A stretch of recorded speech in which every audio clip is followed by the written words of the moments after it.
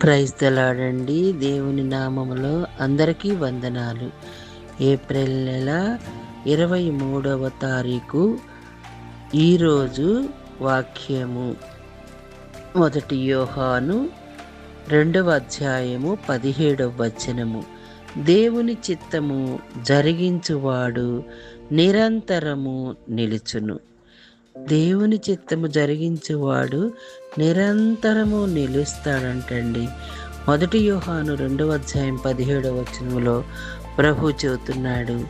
మరి ఆయన చిత్తములో మనం ఉన్నప్పుడు ఆయన మన సమస్యలన్నీ తీరుస్తాడు. మనం ఎప్పుడైతే ఆయన చిత్తంలో ఉంటామో మనల్ని ఆదరిస్తాడు, మనల్ని ఎంతగానో ప్రేమిస్తాడు. మనము ఏది అడిగినా కూడా ప్రభువు మనకి చేసి పెడతాడు. అలాగే ఆయన చిత్తం మనము ఎరిగించాలి. అందుకనే ప్రభు వైపు చూసి ఆయన చిత్తాన్ని మనము నెరవేర్చినప్పుడు ఆయన మన పనుల్లో మనకి తోడుగా ఉంటాడు. నిరంతరం అంట ఆయన చిత్తం అంగీకరించినప్పుడంట మనకి నిరంతరము తోడుగా ఉంటానని చెప్తున్నాడు. ఇప్పుడు కాదు, ఎప్పుడు కాదు, నిరంతరము తోడుగా ఉంటాడు ప్రభువు. మరి ఆ ప్రభువుని మనము ప్రార్థన చేసుకుందాం. చిన్న ప్రార్థన.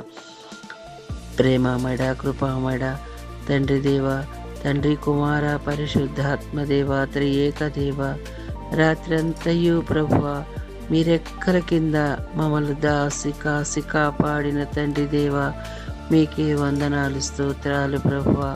తండ్రి, ఎక్కడ తండ్రి ఒక్కళ్ళిద్దరు మీ నామాన ప్రార్థన చేస్తారకుంటాన దేవుడు తండ్రి. తండ్రి, మేము మీ నామంలో ప్రార్థన చేసుకుంటున్నాం ప్రభువా. తండ్రి దేవా, మీకు స్తోత్రాలు చెల్లించుకుంటున్నాము ప్రభువా. తండ్రి అయ్యా, మీరు అంటున్నారు ప్రభువా, దేవుని చిత్తము జరిగించువాడు నిరంతరము నిలుస్తాడని. తండ్రి, మీ చిత్తము మేము జరిగించినప్పుడు నిరంతరం నిలుస్తాం ప్రభువా. మా బిడ్డలను కాసి కాపాడయ్యా తండ్రి. ఏ కుటుంబంలో ఏ కొరతలను తీర్చమని ప్రభువా.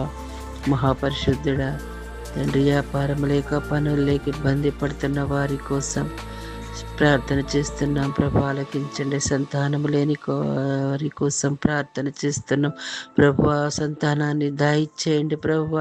వివాహము కోసం ఎదురు చూస్తున్న బిడ్డలకి వివాహము దయచేయమని ప్రభు అడుగుచున్నాము ప్రభు. మా ప్రార్థనలన్నీ కూడా ఆలకించి ఆశీర్వదించమని, నా చిన్న ప్రార్థన ఆలకించమని, ఈరోజంతా కూడా కాసి కాపాడమని, మమ్మల్ని మా కుటుంబాన్ని దీవించి ఆశీర్వదించమని ప్రేమ గల యేసుక్రీస్తు పరిశుద్ధ నామములో అడిగి వేడుకొనుచున్నాము తండ్రి.